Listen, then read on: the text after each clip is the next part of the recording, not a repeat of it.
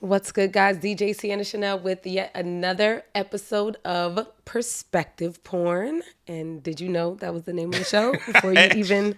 I actually didn't know that was the know. name of the show, but I love it. I'm here for it. I'm glad. And I instantly got cotton mouth. Like the moment we turned the camera on. I should have brought my water with me. It's fine. I have water. Oh, it doesn't matter. But I instantly got cotton mouth. So, yeah, I'm here and we have a guest, which is kind of rare for my show now. It is like, and you're the first man. Okay. Well, I'm very honored. You're like my first official guest. Shout out to AJ, our videographer. He like chimes in from time to time. Okay, no. He Shout helps out me to out. Look, and he hit me up with the water. That's clutch. That's super clutch. This is professional. I feel it, right? This is very professional. Let me tell you how professional AJ is real quick, because I want to just, whatever. That's fine. I'm going to call him out on this. So he says like, oh, wait, I need a little more time. Let's go to like 11:30, 12. So I'm like, okay, cool. So let me check with the guest. I sent you that information. You said, cool. Yeah. So then I said, hey, I'll be there at 11:45.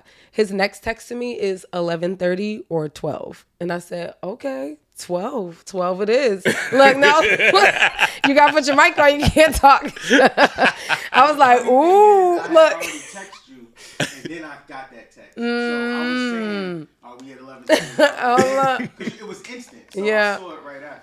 Because I definitely was like, oh, well, you know what? I will not ring his bell until 12 p.m. when you're trying to record things and do things, that's the way it has to be, Yeah. Honestly, look, at home, I didn't care. I wanted to just make sure because I was running behind and I didn't want y'all here while I was trying to set up. Yeah. I like to have people, when I'm setting up, I'm setting up, and then we just get to going. So. Yeah. Right, and he's good at this. So no, I appreciate. I'm just busting his chops right now. But exactly. And speaking of misunderstandings, that's technically look at that. That was a segue and a half. Come on, segues. Yeah, no, but that's technically what we're going to be talking about today is being misunderstood. Yes. Yes. I always want to say misunderstood, like a person, like misunderstood. That's not what we're talking about either. Wasn't that a Pink album? It was. No, Pink. No. Was it Pink? I'm hearing like, what's the other? It was Pink. He's saying, yeah. All right. Pink. Okay, yeah. Misunderstood. But it was like MIZZ maybe, because she was, that was back when she like kind of had like, like her little, the frohawk thing? No, not even the frohawk, but I want to say like the like she had like almost like a doobie at one point when like Babyface was she did. She had like a swoop. Yeah, when she had the song "There You Go." Yes, acting pitiful. Just because I let you. That's Pink is the truth. I have no problems with Pink. Yeah, and if you see her now, she still looks amazing. She still got it. She's like spinning from ribbons, like from the rafters in her. The mayonnaise is not spoiled when it comes to Pink. She has been left in the refrigerator, and her sell-by date has not. Not at all. She's good no, to go. and I figured that for her. Yeah, I gave that for her. Yeah, you can always feel the vibes of unproblematic white people. Yeah, she always seemed like I'm different. I'm edgy. Yeah, you know what I mean. And I could sing. Like actually, she can. Yeah, she could blow. Right. I've seen her sing in person. She's actually really good. You've seen a lot of. We were just talking about that. We were. I've been to a lot of concerts. Yeah. She's okay. Two white girls that can sing. Yeah. I've seen a concert. Pink can sing. Christina Aguilera might be one of the best singers on the planet. I'm like sure. For real. No, seriously. So yeah. Always. And she remember when she first came out, she was like this big. So it was even more like, wow, this girl, this powerhouse. So. I saw her when she opened for TLC. Oh wow! You throwing it back. I was gonna say Left Eye was yourself? Still alive. Oh, that's aging now. That's like what? I don't even. What year is that? Oh goodness, when did Left Eye die? 2003. Yes, I was about to say it's got to be like 2000. It's got to be something like that. It's got to be over 20 years. That concert. How can 2000 be 20 years ago? I don't like it. I remember on the Conan O'Brien show back in the day, he had this another sketch. Aging thing. I know, right? Mm-hmm. As I age myself, yes. They had he had the sketch in the year 2000, and it was like, what's gonna happen in the year 2000? Like it's this far away future time. Yeah. And that was 23 years ago. Like my goodness. It's unbelievable. Do you think white girls that can sing exceptionally well like that are misunderstood? Yeah, I do. I was caught off guard because that's a really good question, right? Because think about how they must feel. Yeah, because I'll tell you. Here's the thing. So I'm a very I'm a very pro-black individual. So I'm kind of the one that when I see someone come into a black space like an Eminem or something like that, I'm a little wary, and I just, I'm not saying, hey, you can't come in the space, right, but I'm just wary of your intentions. You better be good. You better be good. You better be good. You better be damn good. You know what I mean? You better be better than everybody else. You better be respectful of the culture. All that. Like humble. So I've seen some people like try to put the black scent on and like a Miley Cyrus, for example. Yeah. And, it's worn almost like a costume. And do I think people like that are misunderstood? No. But I do think that, you have like, I keep aging myself, like someone like a Tina Marie or a Taylor Dayne. Yeah. Or listen, people love Lisa Stansfield. Yes. But Lisa Stansfield never purported herself to be black or anything. She just sang the music. Ooh, I love Lisa Stansfield. Now been around the world and what?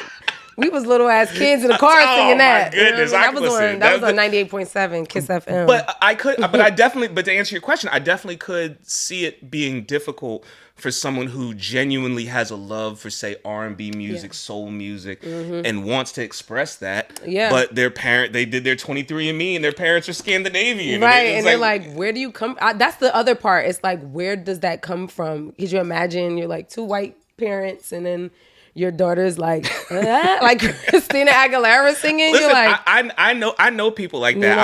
I went to college with a guy that Caucasian gentleman, and he might be the best rapper I've ever seen. He's so good, but at the same time, he never really pursued it because he was too self-aware, and he was kind of like, okay, like Eminem's like he's gonna like back in the day it was like Bubba Sparks. He's like, it's everyone, too many of us. Yeah, it was like so he's just like, nah, like I'm just gonna get my degree. Yeah, I'm good. Live a life. Yeah, I'm just gonna be like a computer science. Yeah, like he's is he that? I know it. I see. He's making money. He's doing all right for himself. You know what I mean? He's like the person they put on the really Christmas party. He works in IT. I swear. They make him come up at the Christmas party. He knows all the rap and stuff. He's cool. He's comfortable with being that guy. That's enough for him. Yeah. That's cool. Yeah. So how much is off limits in our conversation? Listen. Is nothing off limits? Nothing. Listen, I am an open book. I felt like you were, but I will always want to make sure. You know what I'm saying? If anything, I'm the one. I feel like I'll be the one that would be too much TMI and sharing and stuff. Listen, no, I ain't got no skeletons in my closet that I ain't afraid to spill the tea on. I didn't think so. So when I initially asked you to be on perspective porn, I have to say it all the time. No, branding. You got to get the branding right. There, Yeah, for sure. Thanks. You asked like, oh, what are you going to be talking about?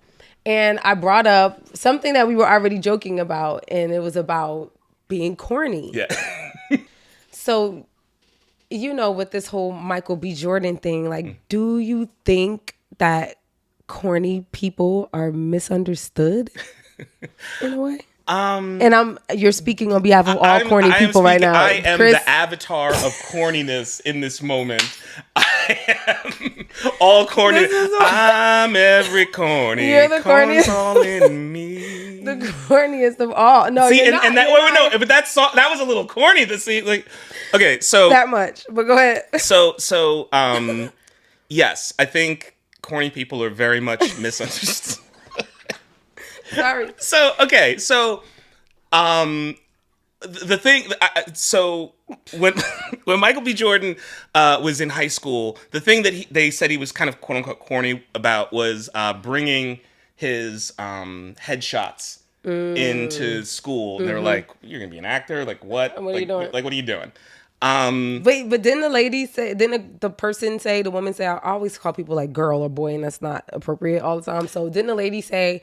Like it was more about his name. She did say that. Like she did. Yeah. She did. But I think what I guess what his point of contention was, for, at least listen.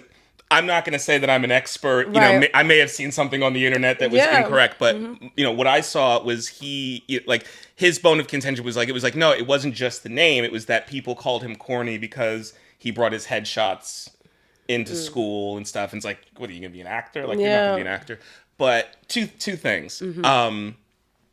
I absolutely understand someone wanting to promote themselves, get their thing off the ground, and people not understanding it. So I would never begrudge someone like him for bringing something, because, like, for example, like, I can't. I did.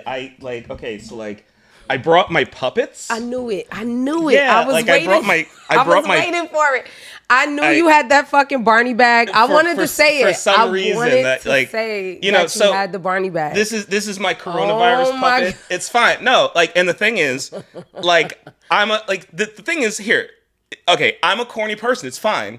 My friend wanted me to come on their wonderful show, and I knew that I was going to have a moment to be able to talk with my coronavirus puppet. You know, like, because he has a voice and everything. It's like a whole thing. You know what I mean? Like, he has a character. Like, I do videos with him and stuff. Like, it's a whole thing. Yes. And, like, some people are going to see this, and they're going to say, that guy Chris is corny as a motherfucker. And I don't care. I couldn't give a fuck. Yeah. You know what I mean? Because I'm doing my thing. I'm happy with the success that I've had in the avenues that, you know, I'm going to put my puppet away. I'm sorry. Oh, you put him away already? Yeah, just for now. Now, there's another one in here. I already knew it. I knew it. When I saw him with that book bag, I swear. I wanted to ask earlier, but I was like, you know, maybe he said he was going to be on his best behavior. Maybe he's saying no to the puppet today. In movies, there's a term called Chekhov's gun, where it's like, basically, if there's a gun on set, you have to use that gun in the scene, or else why do you have a gun on set, right? Why is it here? Chekhov's book bag. You knew as soon as you saw that book bag, there was something going on. I don't just walk around with a book bag for no reason. I thought, you know, men have stuff, right? Y'all don't have stuff. Y'all don't have shit. We always have a bag. We do. But I just wanted to get back to answering your question, because I had the answer was kind of twofold. So I totally understand him going through high school and doing something like that. People perceiving it as corny, and him not caring because he has a vision and a mission of what he wants to do and who he wants to be. Absolutely. Okay. I'm going to also give the other side of it, because I don't think that everyone was right or wrong in this. Okay. That's my personal perspective. I'm glad to hear you say that. I want to hear the other side. Go ahead. So, this is a true story. When I was in high school, I had a teacher named Michael Jordan. I swore on my life. He was a math teacher. This is other true story. My freshman year, he left. Sophomore year, when we came back, he wasn't there. He was replaced in the math department by a teacher named Meg Ryan. Wow. I swore on my life. Wow. Right. Anyway, the reason I tell that story is, before I went to high school, I took a math course over the summer because I'm bad at math at my high school, Seton Hall Prep, and he was the one that ran it. So the first thing he did was spend 20 minutes just talking about, like, yes, my name is Michael Jordan. Yes. You know, like, he had to really go through it. People were giggling. Yes, whole time. The whole thing. Like, and he was like kind of like a chubby or short white guy. So he was like Michael Jordan. Right, you want to sing it all the time. Right? Wait. We sung like Mike. We sung like Mike the first day. I'm sure. Like, the first day. Instantly. So I could only imagine having dreams, having desires of, you know, I want to act, I want to perform, you know, I want to do this, do that, and your name is Michael Jordan, and everybody he really did like overcome that Michael Jordan. He went to school in Newark. We grew up in Newark. Come on, it's ruthless. So was he like Michael B. Jordan back then? No, I think he was. I I don't know, but I think he was Michael Jordan. He was always okay. Well, that's good. At least he, you know, set that aside from the beginning. But still, yeah. It like okay. I want him to be Michael the Jordan, like Megan Thee Stallion. I'm gonna date Michael the Jordan. I'm gonna date myself again, but think about how much confusion there was between Vanessa Williams and Vanessa L. Williams. Oh yeah, right. There is a difference. I forgot about that. Right. That's true. Well, never mind. Go ahead. Someone was just telling me about Vanessa Williams story, like how much they loved her, like probably like a week ago. Seriously, that's wild. Yeah. They had a big crush on her. Yeah, so and I just want to say, so I see both sides of it, right? Yeah. Because that is kind of corny. We giggle. Like, why didn't he change the name? You know, so many stars do that. Like, he could have changed it. I mean, so why didn't he do? So he could have been like, why don't you throw the junior? Well, I guess the junior's too much. So yeah, Michael Jordan Jr. No, it can't be Michael Jordan Jr. I'm gonna. That's even worse. I'm gonna quote the classic '90s film Office Space. There was a character in the film who was named Michael Bolton. Yes. Right? And someone asks him, why don't you just change your name? Or why don't you go by Mike or something? And he's like, well, why should I have to change? Yeah, like, he's the one that sucks. Right, exactly. So I'm not saying Michael Jordan sucks. Like, Michael Jordan's amazing. Right. But it's like, I could understand having the feeling of like, no, like, this is me. I'm Michael Jordan. Exactly. Like, I'm Michael B. Jordan. I am Michael Jordan. I like that. You know? I mean, that's, I feel like you have to see it before it happens in your life. And I guess all those things are all kind of corny in a way. I would say. They are, that you gave out your headshots. 100%. And that, you know what I'm saying, your name was Michael Jordan. And he seemed like he was a little smaller kid. You know what I mean? Like, he's not a small man now. But you know what I mean? Like, that teenage when you look at the pictures of him back when he had the cornrows. Yeah, he looks like he was a little smaller, that he wasn't, like, already kind of tall or whatever it was. So, buff or anything. But the thing about it is, I'll tell you, and I'll tell one last anecdote from high school. Yeah. Is when I was in high school, I did plays and I did acting and stuff like that, right? And in my high school's production of My Fair Lady, my freshman year of high school, Anne Hathaway was in it. Wow. And at that point, she was already doing productions at the Paper Mill Playhouse in Millburn and kind of making a name for herself around. Now, what I think is kind of interesting, and it's a little unfortunate, but it kind of is what it is I look at how she was looked at back then. Yeah. Nobody was kind of calling her corny or crazy or saying anything. If anything, it was like, ooh, you better go look out for her. Like, watch out for this. Yeah. Like, you know what I mean? True. Like, that was the chatter even back then. So, I just think, it's like, okay, she had a dream. She had something she wanted to do. She knew she had a talent. And she knew she could pursue it. Yeah. And she achieved it. He knew that same thing. And I just cannot help but to just, again, growing up in the same neighborhood he grew up in, the same hood, like, I can't help but to give him a little praise for what he accomplished. But at the same time, I'm also like, come on, man. Your name's Michael Jordan. It was a little. I feel that. You know what I mean? And, like, if he was like because I know we all went to high school with the guys that, like, were just, they have like a baby face. They're like whatever. So, and he looked like he had a baby face back then. So in terms of like the girls, the women, I'm not saying no one ever talked to like the baby face boy, but you know what I mean? Most of us didn't want to talk to that. I got so much attention. I got so much attention in high school just because I had a mustache. Yeah. That's what I'm saying. Like, you want the manly man. Yeah. That's what you're thinking of. And you're just a baby. You look like a baby. I mean, he's not, obviously, but that's what you look like at the time. But that was the perception at the time. Sure. Absolutely. Yeah. Do you think it's like, oh, this is good. Because the way I'm going to say it, I just want to say it and you can take it however you want. But like, do you think it's divine intervention that you've always kind of been around those type of names? It might sound weird, but you said Meg Ryan. You said you were around Anne Hathaway, Michael Jordan. You know what I mean? Like, those things to me are always signs. Yeah. You know what I mean?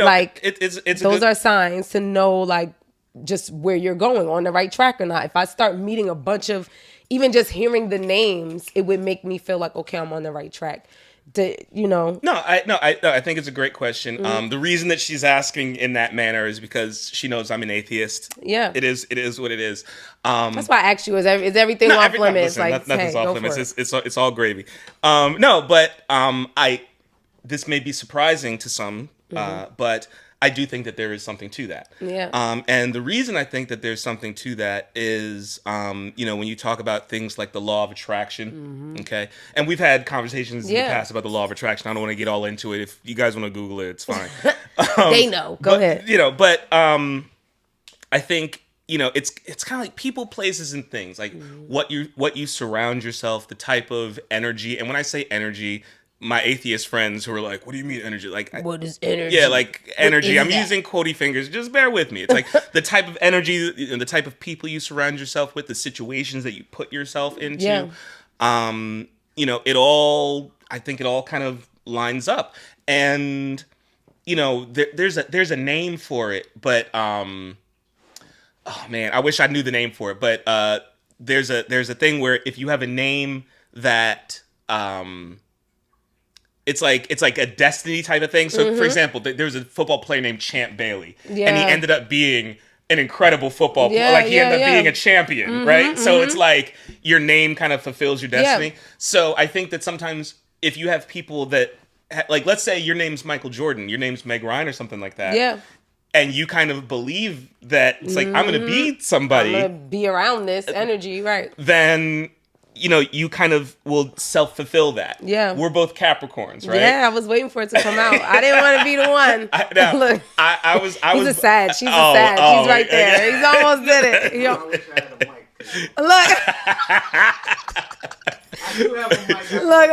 Look, real quick. Go ahead. You go. But no, but the name thing is that's what I'm talking about. You say, I'm sorry to cut you off. No, it's fine. No. Yeah, go get your mic. Yeah, get your mic. Yeah. I just feel like that name thing is a thing. Like, there's a name for it. There's a word. I can't. Certain people who have unique names and they're really successful. Right. Like, it's like, yo, you couldn't be working at McDonald's. Exactly, with this kind of name. That's right. Allen Iverson. Yeah. Imagine Allen Iverson just said, yeah. Allen Iverson, right. James, like, not no LeBron. Definitely not LeBron. Not LeBron There's James. no LeBrons walking around. Like, Kobe Bryant isn't going to work at Marshalls. No, he's not. It's not. But what was I saying? I was saying something. You were talking about the names. That's all I remember. Yeah. Something to it. Energy. You were going that route. Oh, yeah. No. What I was going to say is, we're both Capricorns. Yeah. I was born on the same day as Martin Luther King. So my entire childhood, I was told, "Oh, you're a leader. Yeah. You're a leader. You're a leader." Mm-hmm. And I think in a lot of ways, I internalized that. Yeah. So when I walk into a situation, if there's a problem or something, I'm like, all right, here's what we're gonna do. I start leading. And to the right and to the left. You start doing that immediately. If all of the people, that's what you do instantly when you go. That blunt needs to be rolled immediately. That weed's gonna get dry if you leave it out. Do it just like that. No, the key to a good Martin Luther King impression, yes, is you have to do a Southern preacher, who is a ghost. A ghost. So a ghost is kind of like, ooh. Yes, it is. They'll do it. Ooh, I had a dream. That's where you go. Yo, I like that. Ghost, mix a ghost with a Southern preacher. With a Southern preacher, and you have the greatest civil rights leader. Oh my gosh! Well, him and Malcolm X. I shout out to Al-Hajj Malik Al-Shabazz. Right, I named my son. I named my son Malcolm on purpose. You know what I mean? And it's interesting. From before he was even born and before I even decided his name, because I didn't name him until I was basically in labor. Right. But I kept saying I know his energy is if we keep him on the right track, or if he can either do extremely well, or he's gonna still do extremely well but doing the wrong thing. Right. You know what I mean? I just felt this very mixed energy, and it made me think of Malcolm X. He may have to go through some things, but ultimately he's a great leader. He can do this, and my son is very much so. From the beginning, everyone calls him Brother Malcolm. No matter where he is in the world, he's automatically Brother Malcolm. I'm like, wow. All right, Brother Malcolm forever. That's cool. So, you talked about concerts a little bit, so I'm gonna have to dive into. We've been talking about a little bit about corniness, and we're talking about concerts. So just keep the running trend with the C's right now, Chris. And then Chingy. How I'm just saying. Okay. No, I'm glad. Chingy is he'll tell more about Chingy, but Chingy is a good friend of Chris's now. Chingy and I are friends. They are very good friends. We spoke not that long ago. I believe you. I already know. Like, I know this, to be real. So, yeah, like. He mentioned me on Vlad TV. Did you see that? Yeah. No, I did. No. Yes, I did. I did. I saw the clip. So, like, yeah, are you misunderstood for this Chingy, kind of almost like obsession that you have? Just a bit. Are you misunderstood for this? First of all, fantastic question. Yes. I'm glad you asked. Mm-hmm. And I thought about this because I thought it might come up. You knew it was coming up. So, to make a long story short, yes. Yeah. Absolutely, I misunderstood. To explain why I misunderstood, I want to just briefly tell the story of why I started doing this thing in the first place. Yes, please. So, about a decade ago, I was dating this young lady, nice young lady, and we were watching some political stuff together. We were watching some MSNBC, and then we ended up saying, "Oh, let's just turn to Fox News to kind of see what they say." Like, not because we wanted. I'm gonna say you must want to, like, afraid or something. Yeah, you know what I mean? Ready? We weren't Fox News fans, but we just kind of wanted to laugh and be like, "These people are crazy." That type of thing. So we put on Fox News, and it was an interview with Ted Nugent, right? People that don't know, he's a rock star from the 70s and 80s. He had a song "Cat Scratch Fever" that wasn't even that big of a hit. Really like he was, he was just like around. Right. We know him now. Right. So the conversation that I ended up having with this young lady was that I feel like in the Black community, we do not celebrate and give our stars that type of grace. Yeah. Right? Like, Chingy would never be on any news outlet talking about the news. No. Or like the topics of the day. No. You know what I mean? And Right There was a bigger hit than anything Ted Nugent ever did. I'm sure. You know what I'm saying? And it was more recent. Yes. You know what I mean? Like, this past Academy Awards, Don't Look Up was a movie that was nominated for Academy Award. Yep. Right There was in that. Oh, wow. In that movie. Wow. Like, I haven't heard Cat Scratch Fever anywhere other than like the 90s when they'd have those, like, it's a classic rock collection. Order the CD now. Cat Scratch Fever. Man, now. That's it. That's it. That's all I know of the song as well. But like people but he's still a cultural force and da. Yeah. So and you know this is big Capricorn energy. So this girl says to me, she's like, "Well, then why don't you do something about it?" And I was like, say no more, right? Like, basically. No problem. I'm bringing him out of retirement. So from that point on, I started just Chingy memes, Chingy that is stuff. So crazy. You know, and I was like, I'm going to get... This is why, you know, I didn't know this. This is why you're like connected to Chingy in any way. And this is the true story. And I'll tell you who the girl is off camera because you know her. Yes. She's not. I have no harm. Like no. You know, no nothing. But you do know her. I do know her. Go, yeah. I can't wait to know. Go. So I just started making Chingy memes, and the whole goal was I wanted Chingy to be the #1 trend in the United States. Wow. That was my goal, and I stuck to it for a decade. Wow. And I had women I was dating think I was corny and crazy and weird. Like every not when you bring the puppet out, only when you're talking about Chingy. Well, you know what's You know what's funny? It's funny.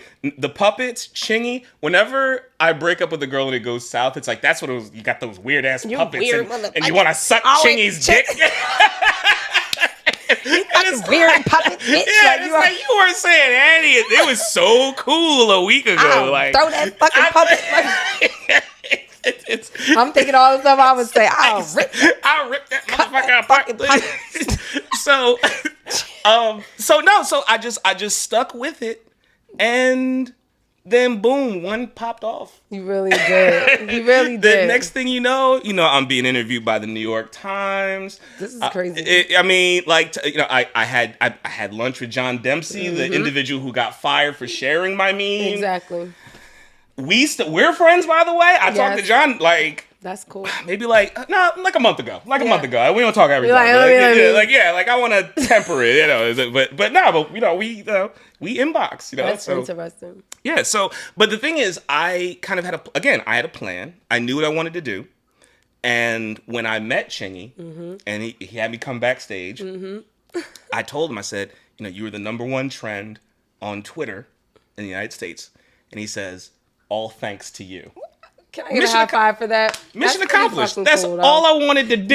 That to me is like redemption from corniness. Like, I think in that way, like, now it makes it less corny to me. Like, not to say that I am like the corny patrol, but you know what I'm saying? Captain Corny. No, I'm not. Captain Corny. No, I'm not Captain Corny. But yeah, no, that now I feel like I love stick-to-itiveness. That's the thing. Love that. It's like, you know, and you know, as a content creator, one thing I'll say is, you know, when I create content, I have put up videos and, you know, that have gotten, you know, like I have a YouTube video that has, you know, thousands, tens of thousands of views. I have a YouTube video that has like 3 views. Yeah, right? Like yeah. it's kind of this like feast or famine type of thing. I have a tweet that I tweeted about Eeyore from Winnie the Pooh. Oh, I love that one too. It's actually a good one. Millions of I've had people just like, thank you so much for that. It meant a lot to me, and like good stuff. But it gives me drive for that stick-to-itiveness because I know, hey, everything isn't for everybody. Yeah. You know, I'm gonna post memes. So I post memes sometimes. People are like, "Oh, that's out of pocket. That's wrong." You get lots of those. I get a lot of heat for some of my stuff, but. You know, I kind of believe in myself. I believe in my art and my craft. Yeah. And people might not think like parody videos and memes and things are art and craft, but I do. Yeah. You know, it is my art, it's my craft, and I believe in it. And I think that type of mentality insulates you from people saying you're corny. Yeah. I couldn't give a shit if anybody thinks I'm corny. I love that. Do you think it's the nice guy thing too? 100%. Because I feel like that's the Michael B. Jordan thing too. Like, just to keep that thread going. Oh, no, it's the nice guy thing, and that's tough. That's like a tough thing to shake, and I don't even understand. There was a tweet that I saw about Michael B. Jordan. Yes. And is it right? The sneakers? No, sorry. No, there was a tweet I saw about him, and I'm paraphrasing here, but it was something it was a woman who tweeted, and it was something along the lines of, you know, Michael B. Jordan is cute and all, but, you know, he just kind of looks too safe. He looks like he knows where his birth certificate is. I saw that. Exactly. Right? And it's like, what, he like pays his bills on time or something? And the thing is, it's like that's real, because I have 100% dated women who, for lack of a better way to say it, like, see that I've never been to jail. Yeah. Things like that. Isn't that crazy that could make you corny? Me having custody of my son is like strangely something that women, not all, I'm not saying, but some women who have a certain mentality have not liked. Really? Yeah, like where it's like, well, why is he always with you? It's because he lives here. Right. I have a child. That's so weird. Yeah, so it's like it's almost it's very. I'm gonna say the sidebar. It's they're just selfish, very selfish. I think a lot of women that would say something like that is used to being like, it's all about me in whatever ways, and you should be, you know, like, only catering to whatever I'm interested in. And if you have a child, because knowing, like, from a mother's side, if you have a child, that's #1. You know what I mean? With a man saying that something else is #1 as opposed to like whatever woman they're seeing, I think it's very selfish. It's childish. No, I agree. But you know, but that hasn't been my experience with everybody. Yeah, you know? Of course. But there are just some people that kind of, you know, have that mentality, and you know, like I'm not embarrassed about the fact that my car is paid off. Yeah, that I own my car. These are blessings. Like, you know, I'm not ashamed of those things. But I think sometimes, and I don't really like to get in the business of blaming women for things, particularly black women, because I think that my role as a black man is to protect black women. So I will give them grace in that. I think that sometimes the same way men can get caught up in the manosphere and patriarchy and, you know, kind of like stinking thinking and bad ideas of how they grew up and what they saw. I think black women are not immune to that. You know, none of us are immune to that. Not at all. So I think that there are some women who may have seen the wrong things growing up, and then, you know, going into adulthood, they still try to seek those things out, emulate those things. Yeah. But, you know, again, you know, that's not to paint with a broad brush, or, you know, when I come across that to say, oh, well, this is just how these bitches are. Like, nah, man, like, you know, I've seen a little bit of that. There was a young lady I was dating that like stole from my house. Look, he's shaking his head like, they'll do that. They'll do that, won't they? These bitches are still, won't they? But I didn't see that. And she was definitely the type of person that would call me corny. Oh, right? Like, like slick. You corny as hell. I just took a motherfucker. It's like, no, you stole from my house. You took something that you didn't ask for. Like, it's mine. Right. Yeah. So, but so, I ended up cutting things off with her because she stole from my house. But you know, when she would say things about me being corny, it didn't mean anything to me because it's almost like I knew why she was saying it. I knew where that energy was coming from, and that's you gave her grace. In other words, understanding. Right. Yeah, I get that. You know. So in that whole conversation, you just mentioned the manosphere and patriarchy and things of that nature, and Can we please talk about my Facebook group? Of course, you know where I was going. That's where I was like, let me get there. You know what I'm saying? So of course. You know, those words trigger me to say, you gotta say it 3 times. Kevin Samuels, Kevin Samuels, Kevin Samuels. I mean, I'm just saying, certain names you gotta say 3 times. You know, and now the patriarchy. You know, here they go. So, yeah, does your now this is going towards, I'll say maybe more men in this case, right? Yeah. Does your perspective, it seems, on Kevin Samuels make you corny or misunderstood? So because we're not about talking only about corny. We came here to talk about misunderstood, but I feel like absolutely they work together right now. I definitely think that there are some men that will see my perspective on Kevin Samuels' views and the type of rhetoric that his fans espouse as corny or less than masculine, for sure. I've definitely heard that. I mean, if I had a nickel for every time a Kevin Samuels fan called me gay, or said, "Oh, you must, you know, calling me the homophobic F word," I'm not gonna say it, you know, but you know, all that type of stuff. It's fine. I don't care. I get plenty of pussy. It's fine. Look, he tells us about it all the time. No. I can only vouch for it because he tells us. I don't know. You have no idea. Right. No, but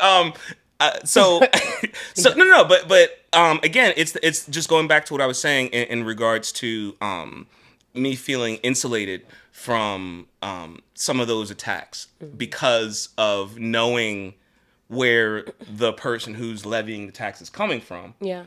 It's the same type of thing, right? Yeah. A lot of these guys who are Kevin Samuels fans are single, and I don't want to use this in a derogatory or you know, a pejorative sense, but you know, incels, right? Where they're not dating, they're not getting women or the type of women that they would like, you know, whatever the case may be. They're upset about that. So there's a lot of upset, anger. I think there's a lot of closeted homosexuals in that group. I'm just being honest. Yeah. So I think there's a lot of pent up rage, anger, you know, misunderstood feelings because I don't think any of these guys are going to therapy. Yeah. So they're going to lash out. So when we're sitting here, you know, making fun of someone like a Kevin Samuels or an Andrew Tate in the group and, you know, making fun of their wild ideas, and the first thing that comes to that man's mind, it's like, you're gay. I bet you like to suck some dick. Like, whoa, wait. Nobody was talking about dick, no man. No one talked about that. Right. You brought up all that dick stuff. Actually, whoever smelt it.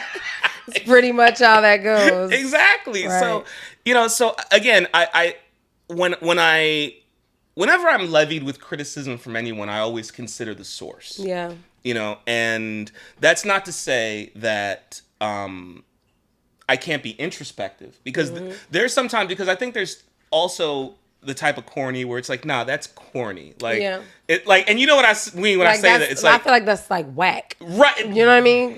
That's whack. Yes. Right. Yes. Whack. Come through Ebonics. Exactly. Right. Like, whack is synonymous with the corny that I'm referring to in this sense. 100%. And, if I hear somebody say something that I said is corny, I'm not necessarily going to shut my ears off, right? Yeah. Because I feel like we all have to have introspection and kind of be self-aware of ourselves, of our flaws. I'm not a perfect person at all. Right. I'm not a perfect person. Let me tell you about this one time he tried to bring me some weed. No, I'm joking. Oh, no! Oh, my God! I'm joking. We're going to smoke after this. If you're not busy, I would love to. Yeah. So... I'm never gonna live that down. It's fine. No, it's only because you make a joke about it. No, I know. My joint was pathetic. It was sad. He came with a joint, and it was like it was cute. You know what I'm saying? I was like, oh, that's cute. And then I'm like, well, let me roll up one.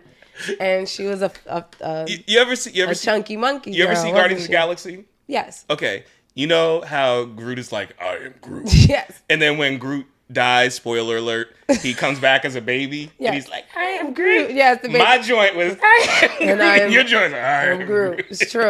You came with the big tree. I did. Swinging around. Patriarchy. Go ahead. I'm just saying. That's my I'm masculine. They like to make me out. I'm so masculine. So, I try to show them sometimes. You gotta try show to them. swing a big one sometimes. Gotta let them know. Let them know. Open my legs up a little. Let me man spread a little bit. Listen, don't let these fragile male egos, Yeah. But okay. So with the Kevin Samuels thing, like, do you think everything he said was like? Okay. So, is it mansplained? Like, what is it? Okay. So I just want to make something clear, because I don't know if we clarified this real quick. So I have a Facebook group. It's a public group. You're more than welcome to join it, everyone watching this. It's called Kevin Samuels Died. I make video parodies, songs, all kinds of things. He does. We make fun of Kevin Samuels. We make fun of Andrew Tate. We make fun of basically all these kind of like red pill, manosphere, kind of, misogynistic guys, because they suck. They're just terrible. So, back to your question. What was your question? Yes. It was like, does everything? Oh, was everything he said wrong? Yes, except for one thing. Oh, no. Except for one. Except for one thing. The only thing I'll give him. First of all, I just, before I get into what he was right about, I want to say specifically his stance on not believing children victims of sexual abuse was disqualifying enough, where I don't want to listen to or take anything else he says seriously. Yeah. Because I believe that, listen, if, I know Malcolm's bigger than me, but like hypothetically, if Malcolm was a little kid, listen, we're good friends. If Malcolm said, Chris touched me, even if he's making it, you got to take that shit seriously. Very much so, right? Full, like, point blank period. Yeah. And like, I would go along with the investigation. You know what I mean? Find out, because I didn't do it. Exactly. Word, and like, to me, I feel like that's where everyone's mentality should be. Yeah. I think that children would be a lot better off. Absolutely. So as soon as he starts talking about relationships, it's like he died with a sex worker. Mm-hmm.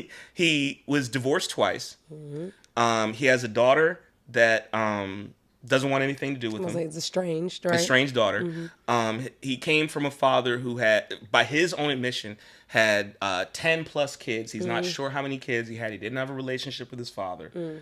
Why am I taking this guy's advice serious? Yeah. Right? Like, so there were too many red flags for me to sit there and really go through the catalog of his rhetoric and say, oh, like, well, he's right about this.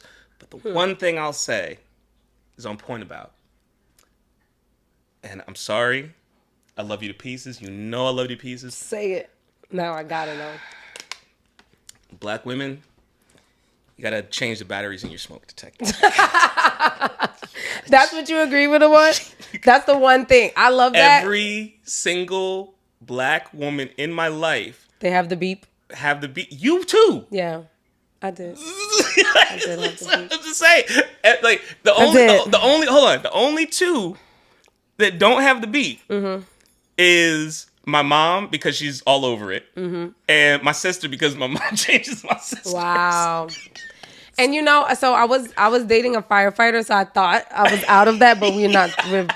It's no more. So the beep will remain because I thought like I'm bringing a whole fire man in here. He's gonna take care. He's gonna take care of that beep. If nothing else, we will know. I won't be that kind of black woman. That's a fair assumption on your part, though. I'm not gonna be that kind of black woman anymore. Hold on. If I'm dating a firefighter, I'm not worried about anything in the house fire related. Exactly. That is your job. Anything at all. Like one time we were like in the house or whatever, and it was like a candle on. And I was like, really instantly funny. Now I didn't know what to do. I was like, is that how we put it out? Should I blow it or do you put something? He was like, yo, you're good. It's just a candle. It's fine. But yeah, I felt like anything that had to do with fire, I'm like, that's his I job. don't know. That's his 100%. Why does your stove turn on? I just kept asking. You should never have to look to see if the fire extinguisher needs to be refreshed or changed. It's done. None of that. All of that's done. We know what to do. Whether it's an A, B, or C type fire, you don't need to know none of that. That's the fire. That's what I thought. I thought so. So, all right, cool. I think I want to ask this last question, so I don't keep you forever. No, I'm having a good time. Yeah, no, I'm having a great time. Yeah, and I'm not in a rush. I made time. No, I know, right? So yeah, we'll keep talking. One of these topics, shout out to my girl Bronte. She's a producer on the shows. And one of these topics we were supposed to talk about is overthinking. And you brought up the Capricorn thing. So that like immediately, as soon as I looked at it again, I was like, oh, well, I know Chris will have a lot to say. And we match up there. Like my whole way here, I'm constantly overthinking. Mm-hmm. I won't say this has anything to do with being misunderstood, but it's almost like maybe the constant overthinking is like you feeling misunderstood. Like, I feel like for me anyway, it's always most of mine is dealing with like validation in some way, shape, or form. Sure. Ultimately, like when I bring it down to the bare bones of it, it's like validation. Yeah. So yeah, how do you deal with overthinking? Is it connected to like people sometimes and validation or feeling like you're misunderstood? I think you said that you're not sure if it's connected. I think it's very much connected. And I'll tell you why I think that. So just going back to something I said earlier in regards to content creation and, again, having one piece of content millions of people see and then having another piece of content that, like 5 people see or care about or even like, right? There's a lot of times where, and this also ties into what you're saying about validation. There's a lot of times where I'll create a piece of content, for example, like that tweet. That tweet took me 2 minutes to, like, I had the thought and I just wrote out the thought and put the picture with it. Done. Yeah. There's videos on my YouTube channel that, I've got my 2 lighting rigs, like with the wonderful setup we've got here. I've got my camera. I've got the green screen. You're doing all of this. I'm doing all kinds of stuff. Right. And then it's like 5 people see it. Right. So a lot of times, just talking about overthinking, it's kind of like, I think like, do I overthink my content? Because there are a lot of times where the simpler content is the content that breaks through. Yeah. But my root kind of core feeling is to always push through that. Yeah. You want to talk about overthinking on like before we did this, I was like, should I really bring my puppets? Oh my gosh. Should I really bring my puppets? And I was waiting. I not only brought one puppet, my God. But I brought 2. This is my favorite puppet. I can tell. She has a Facebook account. This is unbelievable. And like, how much thinking did it take to come up with her? A lot. Yes, overthinking. Go. It was a lot of Hey y'all. Oh my God. Gloria Kincaid here. I can't. I'm an ostrich. Please excuse my bonnet. I was about to say, why do you have a bonnet on today? Listen, it's hard. Listen, it's a protective style. Okay. Okay, it's a protective style. So, yeah, so, all right, so.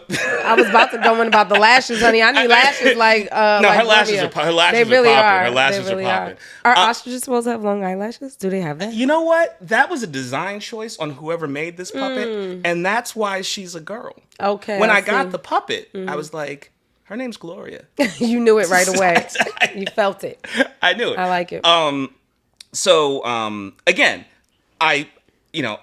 she has a music video. I know. I'm familiar. right. I overthought that music video. I was like, is anybody gonna care? Is anybody gonna think this is funny? Yeah. But much like I brought Gloria with me and I brought my other puppet, I just kind of pushed through it. Yeah. And I do what is gonna make me happy. Yeah. And social media and stuff, it's a tricky thing because the episode of my podcast that you were on where we talked about the comic book characters Eat the Living Sponge, I don't know if you remember that, on YouTube, it got like 25 views. But the recording of the episode, the actual podcast episode, very popular. Okay. People like you. They like me. Y'all better like me too. No. So it's like, a lot of times I do think that I am misunderstood, that people do think I'm corny, all those types of things. And because of that, I can have the tendency to overthink. But a lot of times, the overthinking doesn't stop me from creating. Yeah. If anything, I'll create it, and then I'll just watch it. I'll be like, I knew no one was going to like that. Yeah. But I will still put it out there because it's what I want to do, like, in my heart. And that right there speaks volumes, because I feel like most people, that's where we get stuck. It's like, not only do we like overthink a process, we also don't push past and just be like, fuck it, I'm putting it out anyway. Right. Like, you know what I mean? Right. It's like that you allow it to hold you back. And that's super Capricorn vibes. We'll stay in places like a long time that we know we're not supposed to be here for this long, but I'm overthinking this next step or next process. So yeah, and trusting the process. I guess the last word that I have on this to talk about was or is faith. And yeah, that's why I wanted to go in this way, in this route. But like, what is faith to an atheist? Is faith a thing? So yes, faith is a thing. To an atheist, for sure. Well, again, what I'll say is this: faith is a thing to me, because much like any other group, atheists are not a monolith. Absolutely. Right. And unlike religions, there's not even necessarily, say, like a central belief structure. The only thing we all have in common is that we don't believe in God. Right. But do I have faith in things? Absolutely. But it's, I would say, almost the reverse of the phrase, I'm sure you've heard, I walk by faith, not by sight, right? I have faith in my sight. I have, so for example, like, I know that you are a good person. I know that you are a good friend. I don't have to trust in a deity to know. I know that through your deeds, through your actions, through the conversations we have, right? So that gives me a sense of who you are. I have dozens of people in my life that I feel the exact same way about, where it's like, they've done for me, they've been there for me, they've, I know that they are good-hearted people, regardless of their religious beliefs or what, again, I know that you're much more spiritual than I am, right? Yeah. One of my real good friends, Matt. Shout out, Matt. How you doing? He's a firefighter. Sidebar, right? I got a thing for him. No, I'm joking. No, he's engaged. Okay, no, not Matt then. Not that Matt. The other Matt. No, but he has a strong relationship with Jesus Christ. And despite his beliefs, my beliefs, listen, I like that you said that. Like, it sounds like a real person. No, I mean, listen, no, but that is, he has a good relationship with Jesus Christ. That is what he purports the relationship to be. Yeah. And myself as an atheist, I'm not the type of person that's gonna demean my friend's beliefs just because I don't believe it, right? But exactly. so if he says he has a it's like it's like Howard Cosell, the reporter, when Muhammad Ali started calling himself Muhammad Ali instead of Cassius Clay, his basic thing was like, if this man wants to be called Muhammad Ali, I'm going to call him Muhammad Ali. Right, like exactly. If this person says they have a close personal relationship with Jesus Christ, absolutely, I'm not going to disrespect that. I don't have any reason to disrespect that. But what I'll say is I do have faith. And again, my faith more so is rooted in those in my life and those situations that I can see, that I can, count on in terms of knowing that there will be a tangible, result. If I pray to God, hey, if I say, God, give me a good day, maybe I'll have a good day, maybe I won't. Right. If I call my friend Sienna and I say, hey, Sienna, I need a favor, I need. What's my favorite? No, I'm joking. Like, what do you need? Right. No, but this is the thing. I wasn't even gonna say, oh, you're just gonna do it, because that's not what I'm gonna say. I will get an answer. Yeah. Right? I'll get an answer. If you can help me, you will let me know. If you can't help me, you will let me know, so I can then try to get help from someone. Right. Exactly. Right. So. Is that what we should do? Like, people that are spiritual, believe in like God, it's like, all right, I'm gonna start with Jesus today. I would say if it doesn't happen, Buddha, you're up next. Like, and then listen, we got you. I am a huge fan of the scientific method, and I say test it out. Like, test out prayer. That's something me and my best friend do all the time. Like, if we're like serious, we name them all. We list everybody. All of y'all that's up there helping and doing whatever you do for everybody, we need all of those powers. Your cosmic, when all of your powers combine, that's the type of help we need. I feel like during this, I sung the Captain Planet theme at some point. You did earlier. It was for Captain Corny, though. There we go. You remember. You got a good memory. No, so that's two Captain Planet references. Yes. All right. I did a Captain Planet Is video. It like a video you did? Yeah, on Kevin Samuels Died. It Join was us today. It's actually it was Captain Incel. That was it was very funny. Good stuff. Anyway, I'm sorry. Yeah, no. I didn't mean to get off on a but we were talking about God and faith and things like that. Yeah. So Captain Planet. Yeah, no, but I think if I could just say one thing about my beliefs as an atheist, I would just, anyone that is watching this and looks at me and says, oh, he must not have a moral barometer. Steve Harvey said that about atheists once, and I never really let it go. But if you feel that way, I would just say that consider giving myself and other atheists the same kind of grace that I discussed earlier when I was talking about women who may be hurt and may call someone like myself corny or do something hurtful. Give people the chance to prove themselves as a good or bad person on their own merits. Don't just write someone off because they don't believe in God. That's all. Believe in whatever anything. It is. And right. Listen, I don't want to be with that person that's like, I have plenty of black friends. Right. I have friends of Catholic friends. I have plenty of Catholic friends. No, I have friends of every faith. I have friends who. I have a friend who is an atheist, and he actually went back. He's a born-again Christian now. So now Jesus answers. He didn't at one point, but now he does. apparently he picked up the phone. He's available now. But I know plenty of very devout Christians. Shout out to Sean Purefoy. You know Sean. I know Sean, the whole family. Right, yeah. Big ass family, right? They make me feel a little ashamed sometimes. I'm like, damn, I didn't do nothing with my time. Kids, you know what I'm saying? I do nothing with my time here. That's all you could do. Wait, and he has and they'll be all up 7:00 in the morning singing songs. Like, I'm like, wow, like it's the Partridge Family. It really is. No, I mean, this is a true story. Sean, if you're watching this is a true story. There was a video. His family's page is the Purefoys. Good family page if you like wholesome content, whether you're religious or not. But I think his wife might have posted this because she posted the video of the kids dancing, right, and singing the praise song. But she posted it at like 6:00 in the morning or something like that. And I made Christian breakfast before he went to school because I felt lazy. I was nah. Like, you got your kids up, ready, organized, harmonized, and like, I can't get mine up for school. I'm screaming every morning. Like, bro, I can make a ham sandwich today. I could do something. I can do that. Eat the cereal. I did something today. But that's also one of the reasons why I don't like to judge not lest ye be judged, right? I don't like to. I love not. Come on, atheist, push through. Listen, push through with the verse. I know my scripture now. I know you do. I know you do. So but it's like I feel like we all have something to offer, right? So yeah, it's all good. Little technical difficulties, you know how it happens, but it's all good.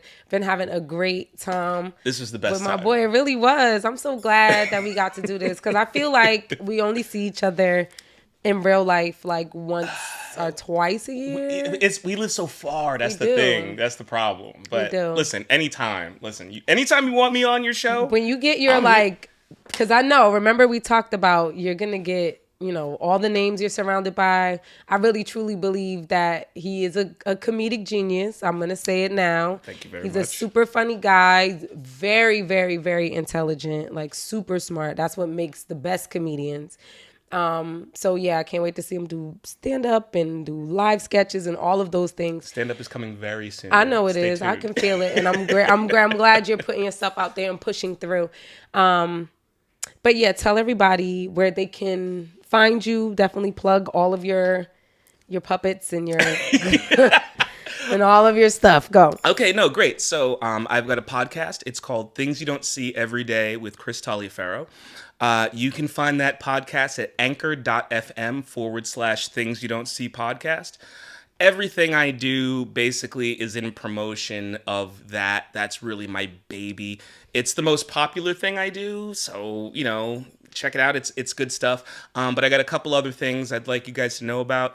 If you search Things You Don't See Every Day with Chris Taliaferro on Facebook, on YouTube, on TikTok, or on Instagram, we'll pop right up. We're not really active on Instagram, but YouTube, there are some funny ass videos. The entirety of my interview with this young, lovely lady is on my YouTube channel. So if you want to check that out, please do. And lastly, I'd like to plug my my new Facebook group, Kevin Samuels Died. He's really giving them a whole shots out. Big shout out to y'all. I love this group. I know you do. I see them. Listen, the ladies in that group never miss. They're hilarious. They really are. They are. So it's a public group. If you're on Facebook and you like to laugh at nonsense, if you want to see some of my funny videos, go to Kevin Samuels Died. And I think that's pretty much all I got. That's the way to wrap up a show with two Capricorns. I'm cool with it. Couple days apart too. We are. I forgot to say who my birthday buddy is. The two. Okay. Oh, because I said Martin Luther King. Yeah, you said Martin Luther King. Yours are big time. Mine are like Orlando Bloom. Okay, that's one. Legolas. All right. Julia Dreyfus. Julia Louis Dreyfus. Yes. Elaine from Seinfeld. And probably my favorite one, and I think it gives a little hint about who I am as well. I think we're twin flames. Is Lori Harvey.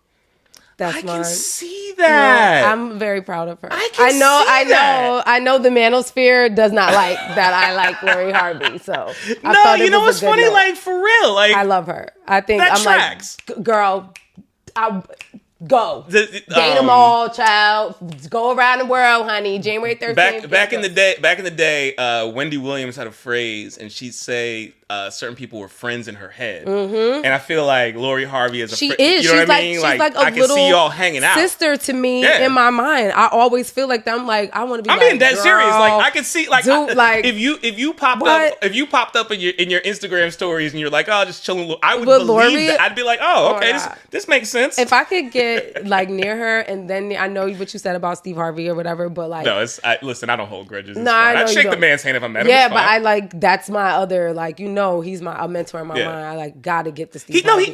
Listen, I agree with way more Steve Harvey than Kevin Samuels. Well, oh my God, wait. I'll tell you one thing. I might be a little sad if you do like a Steve Harvey. Oh, no. Listen, I've poked a little fun at Steve Harvey, but just harmless fun. But I will say one, and I know you're trying to wrap up. I'll be quick. One great thing Steve Harvey said that I 100% agree with, and this isn't a joke like the smoke alarm thing, is Steve Harvey has a thing about having a suit. Mm-hmm. And he talks about men having suits. Yeah. I couldn't agree. This isn't even. I have a sport coat in my car. Yeah, like a sports jacket. Dead serious because I was gonna wear this one, right?